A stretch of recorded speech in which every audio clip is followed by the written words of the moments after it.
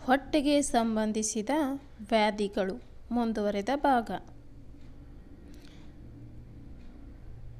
ಬೆಳಗ್ಗೆ ಎದ್ದೊಡನೆ ಬರೀ ಹೊಟ್ಟೆಯಲ್ಲಿ ನೀರನ್ನು ಕುಡಿಯುವುದರಿಂದ ಅನೇಕ ರೀತಿಯ ಜಠರದ ದೋಷಗಳು ನಿವಾರಣೆಯಾಗುವವು.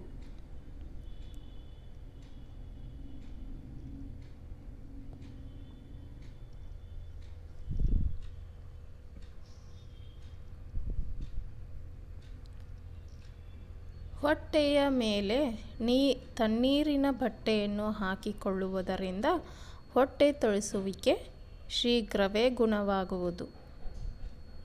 ಹೊಟ್ಟೆಯ ಮೇಲೆ ತಣ್ಣೀರಿನ ಬಟ್ಟೆಯನ್ನು ಹಾಕಿಕೊಳ್ಳುವುದರಿಂದ ಹೊಟ್ಟೆ ತೊಳೆಸುವಿಕೆ ಶೀಘ್ರವೇ ಗುಣವಾಗುವುದು.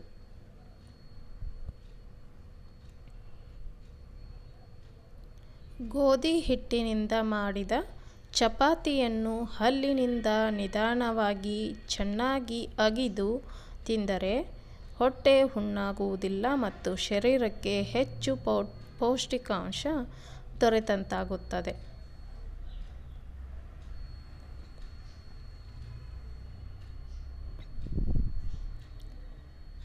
ಅಜೀರ್ಣದ ಕಾರಣದಿಂದ ಹೊಟ್ಟೆ ನೋಯುತ್ತಿದ್ದರೆ ಹುರುಳಿಯನ್ನು ಚೆನ್ನಾಗಿ ಬೇಯಿಸಿ ಕಟ್ಟು ಬಸೆಯಿರಿ.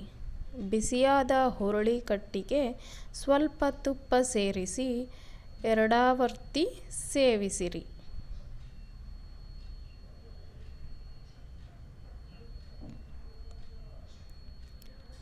ದೊಡ್ಡ ಗಾತ್ರದ ಒಂದು ಬೆಳ್ಳುಳ್ಳಿಯನ್ನು ಬಿಸಿ ಬೂದಿಯಲ್ಲಿಟ್ಟು ಸುಟ್ಟು ತಿನ್ನುವುದರಿಂದ ಅಜೀರ್ಣದ ಕಾರಣದಿಂದುಂಟಾದ ಹೊಟ್ಟೆಯುಬ್ಬರದಿಂದ ಶೀಘ್ರ ಗುಣ ಕಂಡುಬರುವುದು.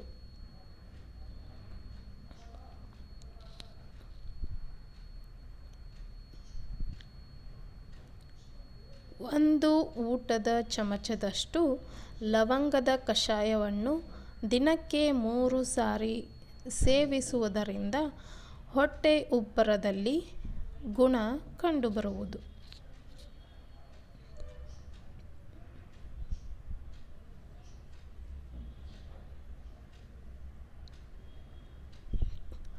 ಒಂದು ಊಟದ ಚಮಚ ಕಾದ ತುಪ್ಪಕ್ಕೆ ಮೆಣಸುಕಾಳಿನ ತುರಿ, ಉಪ್ಪಿನ ಪುಡಿ ಸೇರಿಸಿ ಕುದಿಸಿ ಇದರಲ್ಲಿ ಬಿಸಿ ಅನ್ನ ಕಲಸಿ ಊಟ ಮಾಡಿ.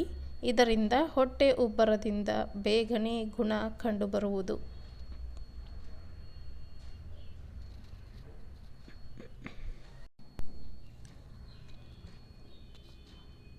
ಹೊಟ್ಟೆ ಉಬ್ಬರವಿದ್ದಾಗ ಒಣಶುಂಠಿ ಮತ್ತು ಕೊತ್ತಂಬರಿ ಬೀಜದ ಕಷಾಯ ತಯಾರಿಸಿ ಸೇವಿಸಿದರೆ ಗುಣ ಕಂಡುಬರುವುದು.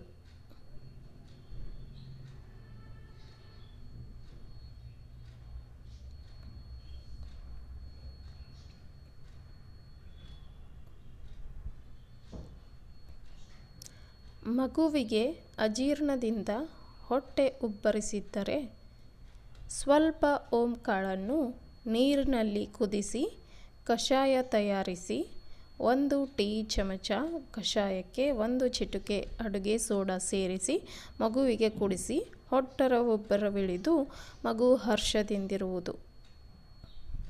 ಹರಳೆಣ್ಣೆ ಸವರಿದ ವೀಳ್ಯದೆಲೆಯನ್ನು ದೀಪದ ಶಾಖಕ್ಕೆ ಹಿಡಿದು ಬಿಸಿ ಮಾಡಿ ಬಿಸಿಯಾದ ಎಲೆಯಿಂದ ಮಗುವಿನ ಹೊಟ್ಟೆಗೆ ಶಾಖ ಕೊಟ್ಟರೆ ನೋವು ಶಾಂತವಾಗುವುದು ಮತ್ತು ಹೊಟ್ಟೆಯುಬ್ಬರ ಇಳಿಯುವುದು. ಮುಂದಿನ ವಿಡಿಯೋದಲ್ಲಿ ಸಿಗೋಣ. ಧನ್ಯವಾದಗಳು.